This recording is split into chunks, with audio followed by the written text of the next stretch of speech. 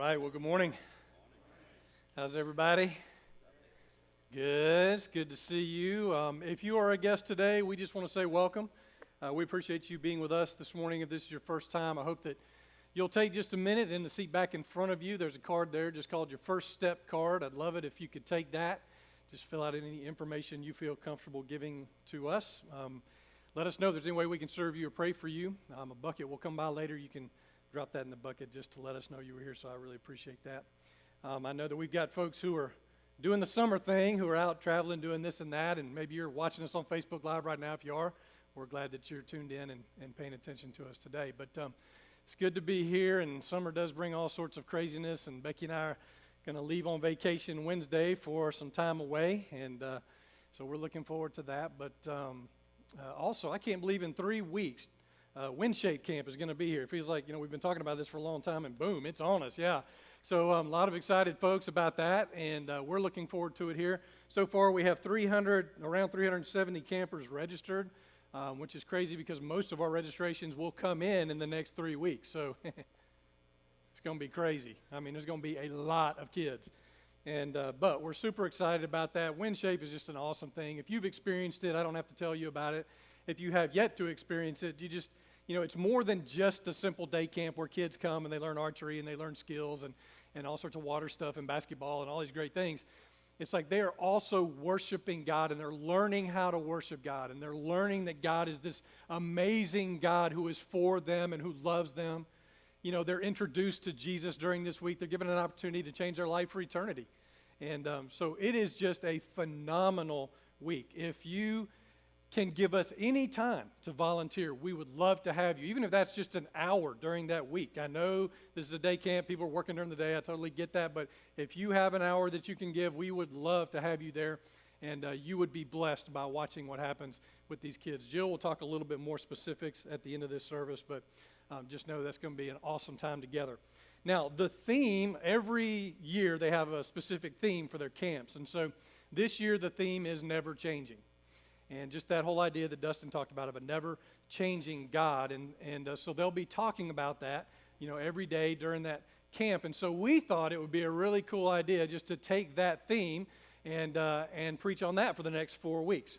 And so that's what we're going to do. And then at the end of this series, we will then start another series called Ever Changing. So we'll have Never Changing 4 weeks, and we'll have Ever Changing. And I won't talk too much about that. Don't want to preempt it, but it will be a great series just for all of us to dial in this summer. So this morning we're just going to start this series of Never Changing. And this week I was working on this sermon, which is always kind of in my head throughout the week, and I'm watching the news, and they shared this story about Mount Everest. I don't know if you've seen that, but it's kind of been all over the news. And May is the season when most people go to climb Mount Everest because there's this window of opportunity. The weather breaks. Usually it's the best weather you're going to have in the year to go over if you're going to climb Mount Everest. So if you're going to go climb Mount Everest, May would be the month to go, right? I know so many of you are just itching to go. So anyway, this month, lots of people have gone to climb. Before I get into that, let me just give you some stats about, I'm very interested in Mount Everest. I don't know why. I'm just fascinated with the whole idea of going and climbing it. I won't do it, but I'm fascinated that other people go do it. So anyway, it's 29,029 feet. So when you fly a commercial jet, you're flying at 30,000 feet, right? So you're climbing up to commercial jet height. Anyway, so there's that. 306 people have summited over the years. 288 people have died attempting Mount Everest on all the routes. It is obviously a very dangerous thing to do. This year has been especially bad. I think they've had like 12 deaths so far on the mountain, and it's because all of these people have gone over there, and they keep permitting more people every year because there's money. It's a money thing. And but this year in particular, they thought they had good weather, then they didn't, and then all of a sudden it broke, and so everybody decided to climb that day. So you've got over 200 people queued up here. There's Mount Everest right at the very top right there, and they're all waiting. This is like your line at Disney World. So right there's a little sign that says you have an hour from here. And then up there's like you have 30 minutes from here. Yeah, no, it doesn't have that. But anyway, actually this is like a very dangerous scenario because you're in what's called the death zone. Your body is literally deteriorating every minute you are in this particular situation at this height. And so this is the moment at which they have lost many people who couldn't survive. Their body just couldn't stand that. and oxygen ran out, or their body just gave in, or whatever, heart attack, all these kinds of different things. And so it's just dangerous to be up on the mountain for that amount of time. And again, it's because they issue so many permits that they have so many people there. Nepal, which is one side you climb from, issued 381 permits, cost $11,000 each, and then 140 were granted on the northern side, which is Tibet. And so that's kind of how all these people ended up over there at this time. Now, here's the thing. The Everest big idea started years ago, back in the 1950s, with Sir Edmund Hillary, who climbed Mount Everest and did that with his Sherpa Tenzing Norgay, I think is his name, and they climbed that together. After that happened, that became such world news, all these people decided they wanted to try it. And so, every year a little bit more, few more people would try it. And back then it was a huge deal, man. It was like super expensive compared to today. Now you just call up a guide, and for $30,000, which is no drop in the bucket, by the way, you can go climb Mount Everest. But so many people are in a position to be able to do that they do. That's kind of how that works. Now, here's the thing that I find also interesting about Everest is when you look at the documentaries, or you read stories about it, the people who go to climb Mount Everest, they're on a journey. You don't just say, I think I'll go give it a shot. You're there for some specific reason in your life. You are there because maybe you're a professional mountain climber and this is the last one. You want to do the big 7 or whatever it is, and so this is the one you have to do. So you're there to conquer the mountain.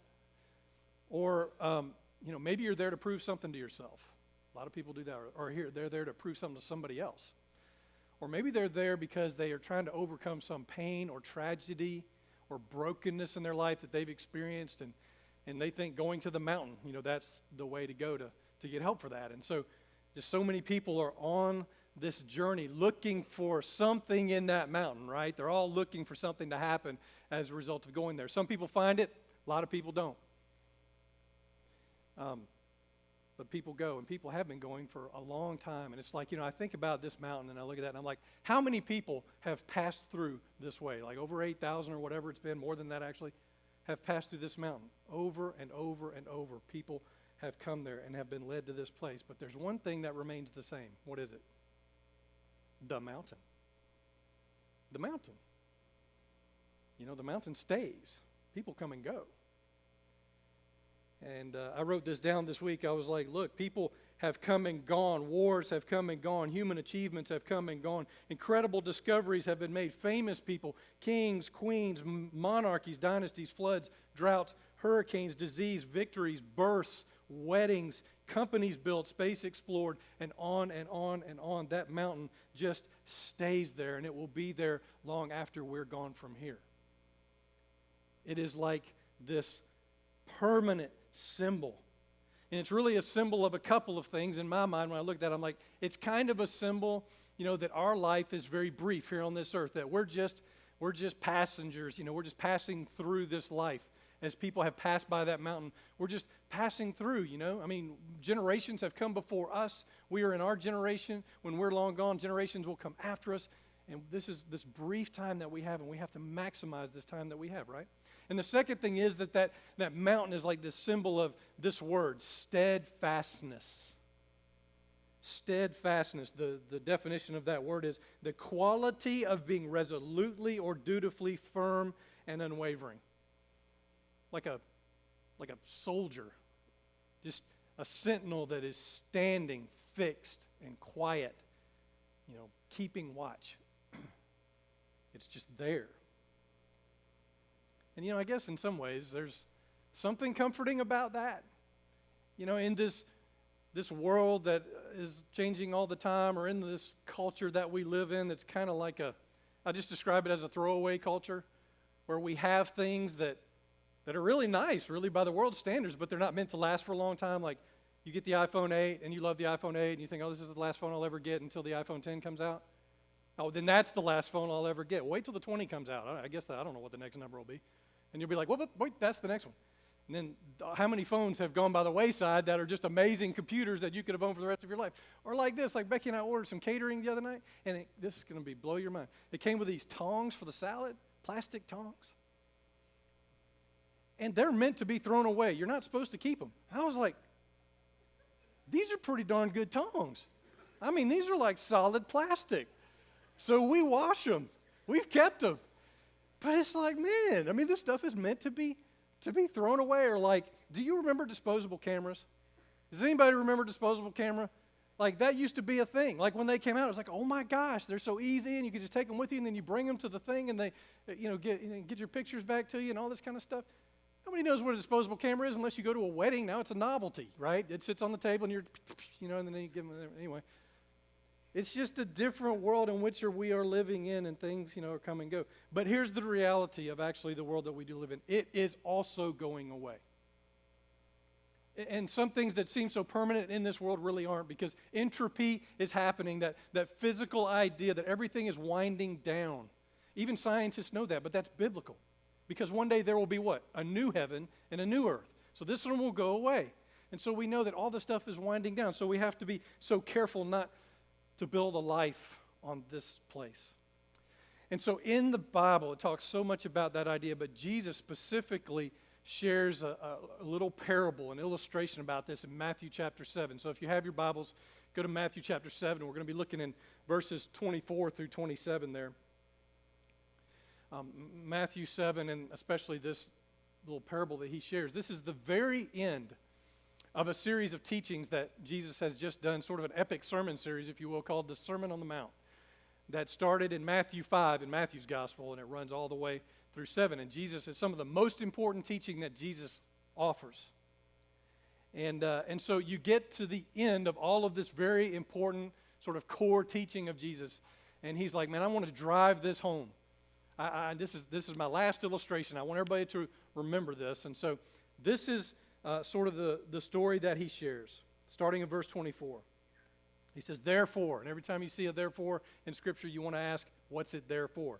Why is he saying that? Therefore, in light of everything I've just taught, everyone who hears these words of mine and puts them into practice is like a wise man who built his house on the rock.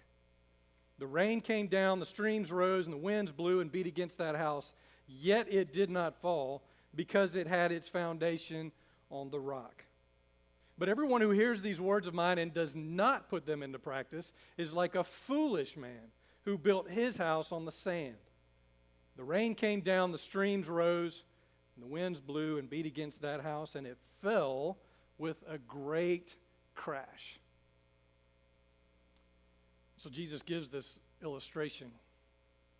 And everybody would have understood, by the way, what he was talking about in this particular parable. In that region of the world, it was a very arid region. It was a lot like our desert southwest in some ways. Long spells of no rain. But when it did rain, it would flood the rivers and streams and tributaries, and everything would flood. And it was dramatic. It was fast, The first wave that came in was devastating. And so you had to sort of account for that, especially when you went to build your house. And so when Jesus tells this story and he starts talking about the person building on the rock, everybody was like, yeah, All the construction guys were like, that's right. Can't build anywhere else but the rock. So what you would do is you would scout out an area and you would go a little higher than you might normally would, because anything lower is only sediment. So you would go higher and you would find exposed rock. Now, it would take a lot of work. You would have to dig the rock, and you would have to move the rock, and you would have to maneuver it to get your house built on it. And it would take a long time, and it was a lot of effort. But you built your house on the rock. If you wanted something permanent that was going to be there, it was going to be a safe place to live. So everybody knew. You go up a little higher, you find the exposed rock. But not everybody was that wise. And so some people didn't want to take the time to do that. And they would look down in a valley and they would say, hey, that was a fairly flat area right there. And the sand would be a whole lot easier to get into. And so they go down there and they quickly build a house. And Jesus says, all is fine and good until the rainy season comes. And then when the rain comes, usually a storm comes with it. And so all of a sudden the stream swells quickly, turns into an overflowing river. The winds are blowing and howling.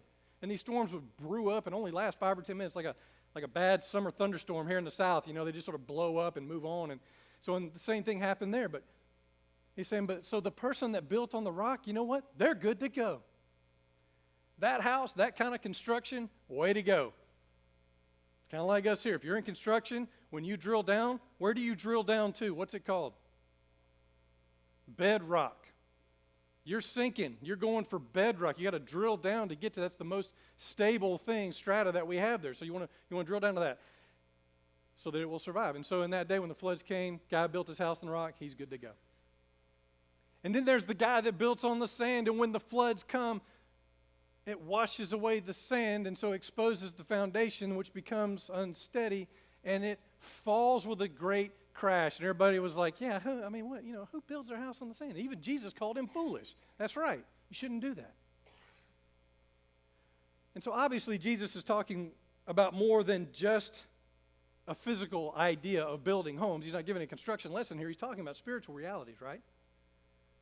That we have to be very careful to listen to the Word of God, because it all comes back to that concept Jesus saying, hey, listen, obeying the Word of God and putting it into practice and living your life based on it is just like building a house on that rock. Choosing not to do that, hearing my words, but not obeying them, not living by them, not basing your life on them, is just like that foolish man who built his house on the sand. And so that's the spiritual reality that Jesus is bringing to the table to wrap this whole long teaching up. He's like, listen to this teaching and live with it. Make it your life. Don't just hear it and go away and do nothing with it.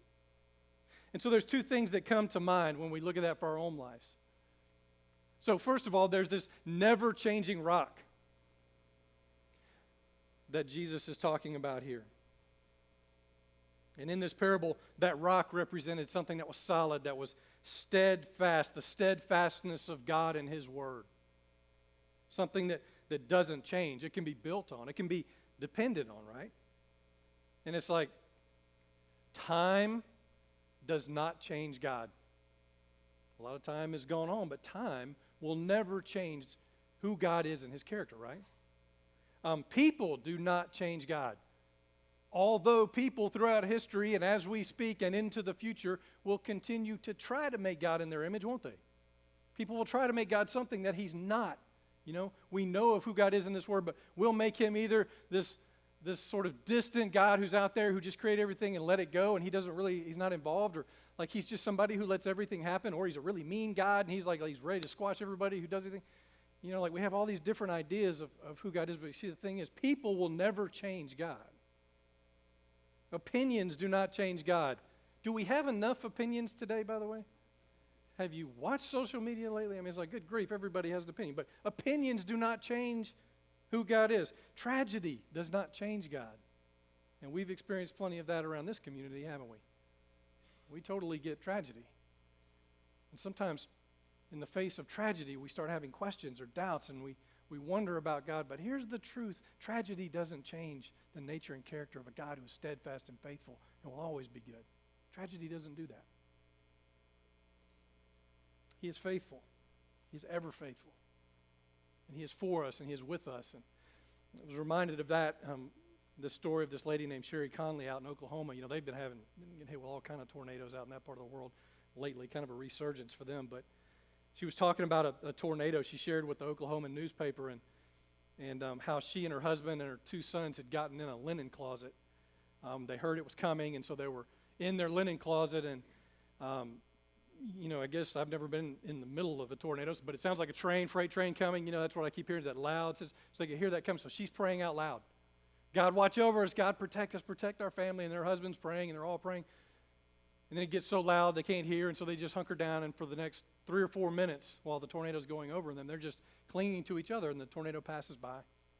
And after they felt like it was safe to go out, they open the door to the linen closet, and when they get out, they realize there is nothing but the linen closet they were in. And she was like, what has just happened here? And just thinking about this God who is with us and for us. Now, does every story end that way? No, I totally get that. But it doesn't change that God is this God who is watching over us. He is for us and with us. In the moment in Mark chapter 4 when Jesus and His disciples are in the boat and they're going across that lake, and you remember this story? The storm brews up and disciples are afraid and they don't know what to do, so they go to Jesus and they wake Him up, and He's a little perturbed by that and really by their lack of faith, but he goes out to the front of the boat and he stands up and he says to the waves and the wind, quiet, be still. And then the wind dies down and it was completely calm, and He says to His disciples, why are you so afraid? Do you still have no faith? And I love their response. They were terrified. They asked each other, "Who is this? Even the wind and waves obey him?" Like, what kind of superhero do we have here? I mean, it's like, this guy can even tell Mother Nature what to do? That's right. I don't know about you, but that's the God I want to follow.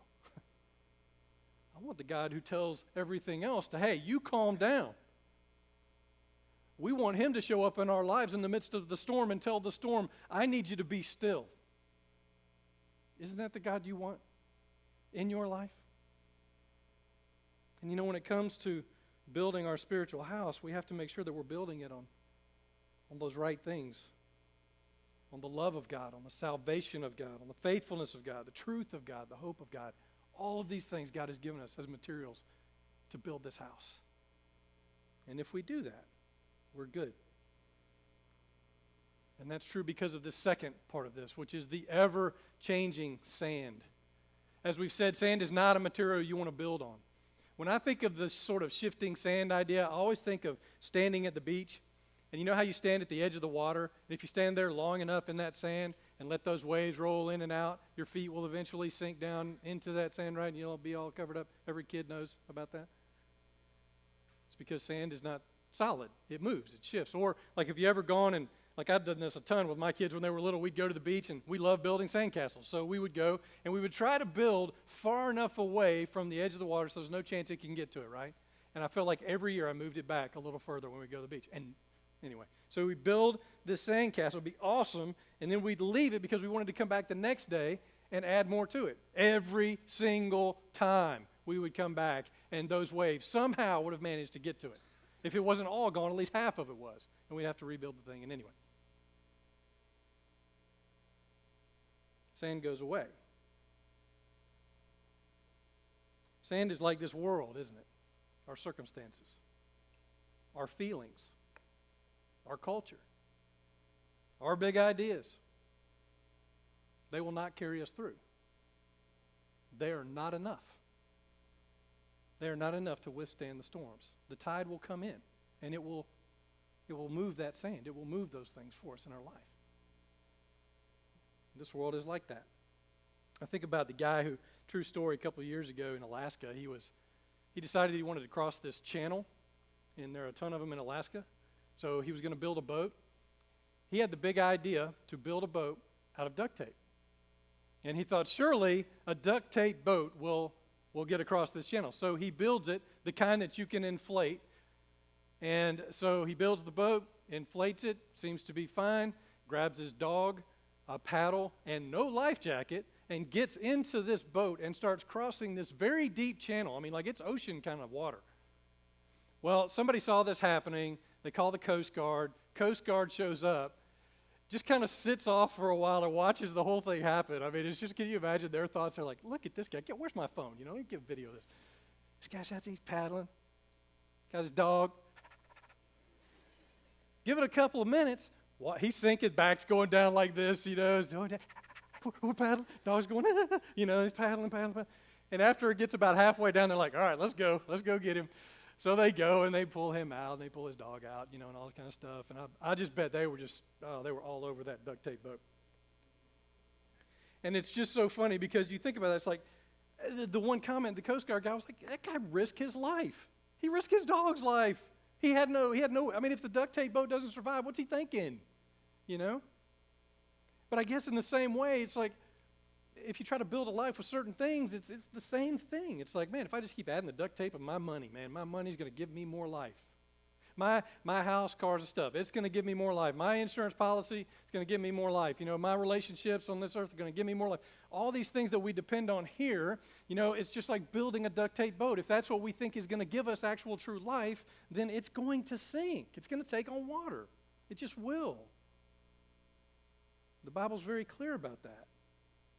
So we have to be sure that what we are building is something that is solid, you know, this boat that only God can build, you know, this foundation that is firm. And I think that it's so important because here's a truth for you. We don't know what's coming next, do we? We didn't know we'd have the last 6 months in our community.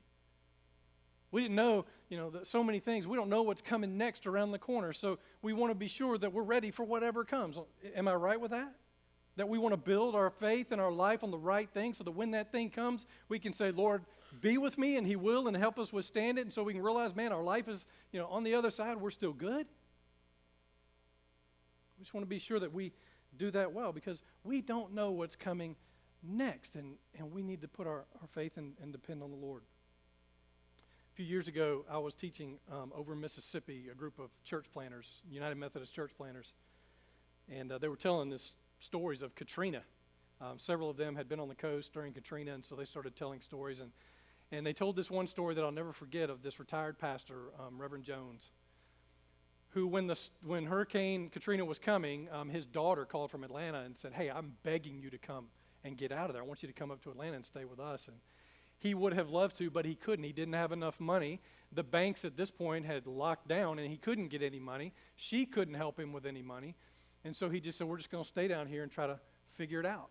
And so he and his wife, and they were kind of elderly, and they ended up staying at a shelter in the local area, survived the storm, went through it, came back to their house to try to recover whatever they could, 3 feet of water in there.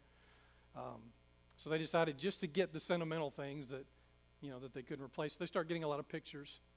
They get several pictures. They go back to the shelter. He's cleaning up all the mud and the stuff off the pictures, and he's cleaning a picture of his dad. And he pulls the frame off the back of it. And when he does, $366 fall out of this frame. And he said he opened it up, and it was just like money just fell everywhere in his lap and down on the floor, and stunned, he just sat there. And, of course, he's looking around, everybody else staring at him in the shelter. And so he picks it all up, and he realizes it's $366. And then he's thinking, what in the world, why is this in this picture frame? And he's thinking way back to his childhood and when this picture must have been taken, and he has no idea and still has no idea why his dad would have put this money in this picture frame, but the money was enough to help him and his wife then go to Atlanta and ended up living with his daughter there.